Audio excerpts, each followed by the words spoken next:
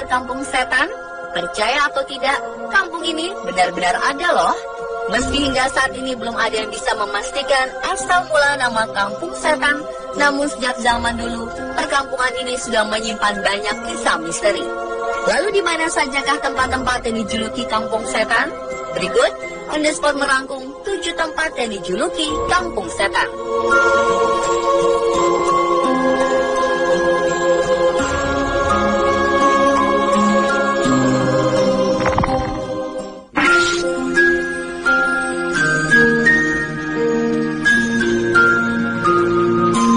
Semua orang pasti setuju bahwa Gunung Salak merupakan salah satu gunung di Indonesia yang banyak menyimpan kisah misteri. Salah satu kisah misteri yang terkenal di gunung ini adalah adanya kampung setan.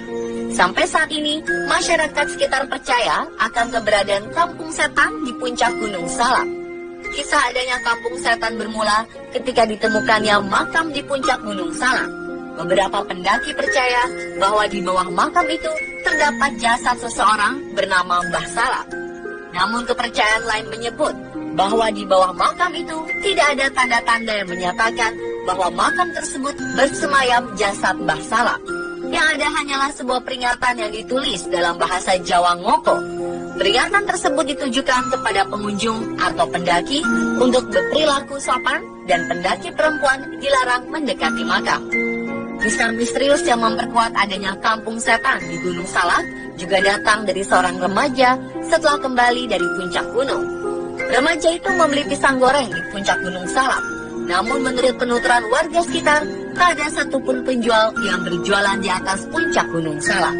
Beberapa orang yang pernah ke puncak gunung juga menceritakan bahwa suasana di puncak saat malam terdengar sangat ramai. Padahal kondisi yang sebenarnya sangatlah sepi.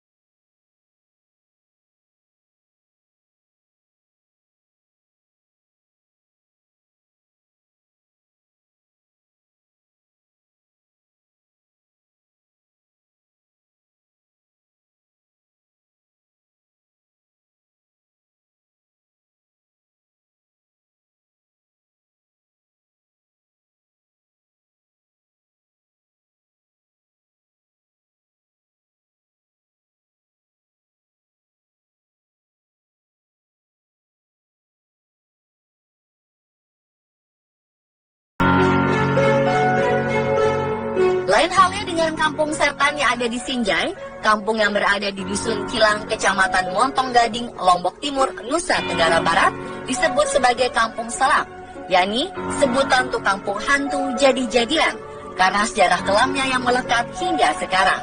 Konon, pada zaman dahulu, penduduk kampung kerap dilibatkan dalam peperangan perebutan wilayah kerajaan, di mana penduduk dusun pada masa itu menekuni ilmu hitam sebagai bekal membela diri melawan musuh.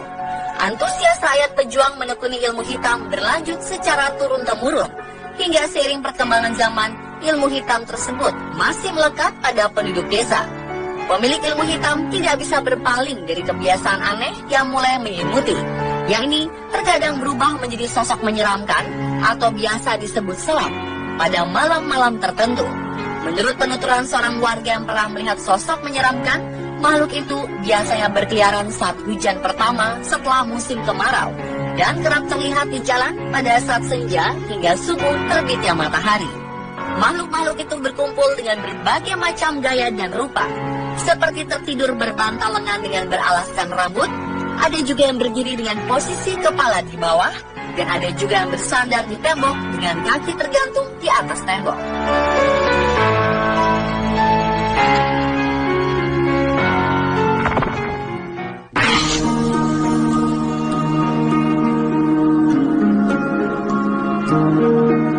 Wentira Palu merupakan sebuah kampung yang penuh misteri. Banyak warga setempat mempercayainya sebagai kampung jin, dan ada juga yang percaya sebagai kota gaib, sebagai warisan benua Atlantis yang telah lama hilang di telan bumi. Salah satu petunjuk jika Anda telah sampai di lokasi Wentira Palu adalah sebuah tugu yang berwarna kuning bertuliskan Ngapa Wentira, yang dalam bahasa Kaili artinya kampung tak kasat mata. Ada sebuah kisah melegenda mengenai daerah Wentira Palu yang dikenal misterius.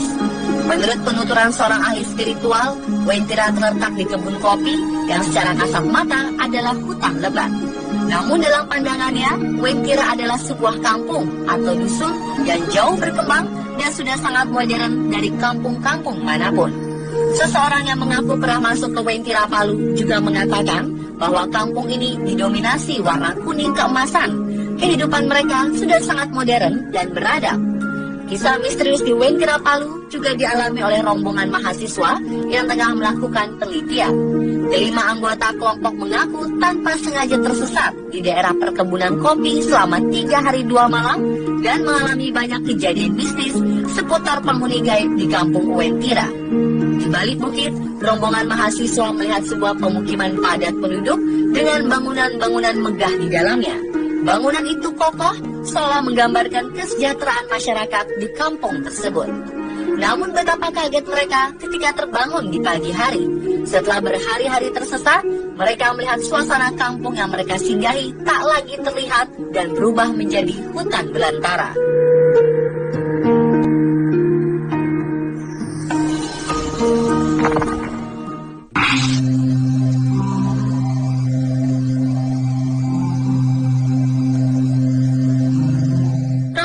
Selanjutnya dijuluki Kampung Setan berada di Alas Ketonggo, Ngawi, Jawa Timur. Alas Ketonggo atau sebagian orang menyebutnya Alas Serigati merupakan kawasan hutan yang memiliki pemandangan cukup indah dan rindang. Namun siapa sangka di balik keindahan hutan ternyata memiliki sejuta kisah misteri penuh nuansa mistis. Alas Ketonggo yang memiliki luas kurang lebih 5.000 meter persegi berada di lereng Gunung Lawu, tepatnya di Desa Babadan, Kecamatan Paron, Kabupaten Ngawi. Konon, menurut penuturan Kuncen Alas Ketonggo, tempat ini dulunya adalah tempat peristirahatan Prabu Brawijaya V setelah lari dari kerajaan Majapahit karena kerajaan diserbu oleh bala tentara Demak. Di Alas Ketonggo juga terdapat sebuah batu besar yang biasa disebut Watu Gede. Percaya atau tidak, batu tersebut adalah pintu gerbang menuju kerajaan dunia lain. Kejadian misterius pernah dialami oleh seorang pengunjung bernama Harsha Bayuaji ketika ia mengunjungi Alas Ketonggo. Ia bersama temannya pernah tersesat di sebuah perkampungan yang dikenal warga sekitar sebagai kampung jin. Menurut penuturannya, kampung tersebut layaknya seperti kampung-kampung pada umumnya. Ada beberapa deret rumah dan warung yang menjual makanan. Terlihat juga beberapa orang laki-laki yang berdiri di depan pintu pagar rumahnya, dan ada juga wanita-wanita yang menggendong anaknya dengan kain batik. Setelah sekian lama berada di kampung tersebut, ia menyadari adanya kejanggalan. Sontak, temannya berjalan ke arah wanita pemilik warung untuk menanyakan arah pulang.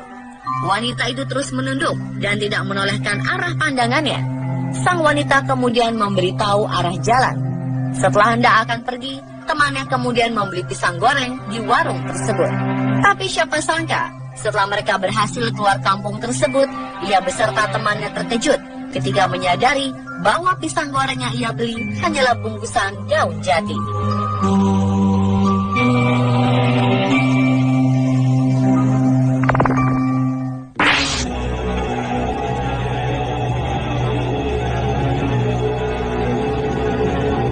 Nama Kampung Siluman dan Kampung Siluman Baru bukanlah hal yang asing bagi warga Kelurahan Purwaraja, Kota Banjar. Menurut penuturan warga setempat, asal mula nama kampung tersebut berdasarkan cerita orang tua zaman dulu. Konon, pada zaman Belanda, para penjajah melihat perkampungan itu sangat ramai. Namun setelah didatangi, kampung yang dimaksud adalah sebuah hutan belantara di perbukitan. Selain kisah asal muasal nama Kampung Siluman, warga sekitar juga pernah mengalami kejadian aneh, yakni melihat pemukiman yang sangat ramai di sekitar Pulau Majeti, di mana semua bangunannya megah dan tertata rapi, jalanannya bagus, dan terdapat lampu neon yang panjangnya sekitar 2 meter. Pendapat yang berbeda dituturkan oleh Kuncen Pulau Majeti, yang menegaskan bahwa semua cerita asal-usul nama Kampung Siluman tidak ada yang tahu persis. Namun menurut kepercayaannya, bahwa dulu pernah ada yang hilang atau tenggelam ke alam lain. Maka dari itu, kampung itu disebut sebagai Kampung Siluman atau Kampung Siluman.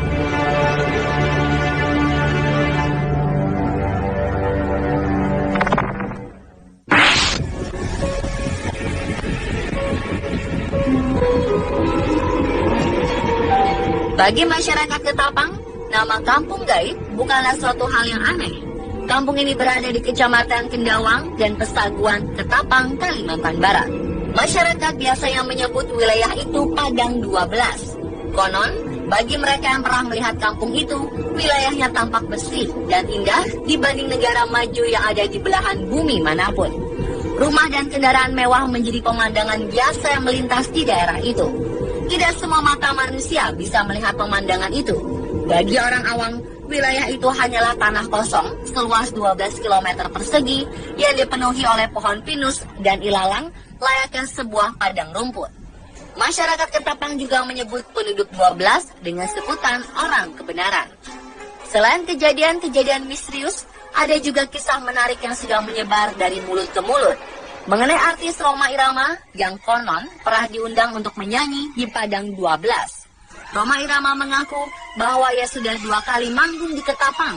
Namun hampir seluruh warga Ketapang menyebut bahwa Rhoma Irama baru pertama kali manggung di wilayah Ketapang. Rhoma Irama juga heran karena kampung yang ia singgahi pertama sangatlah megah. Namun ketika ia mengunjungi Ketapang pada kedua kalinya, ia heran karena keadaan yang sangat berbeda. Bagaimana menurut Anda pemirsa?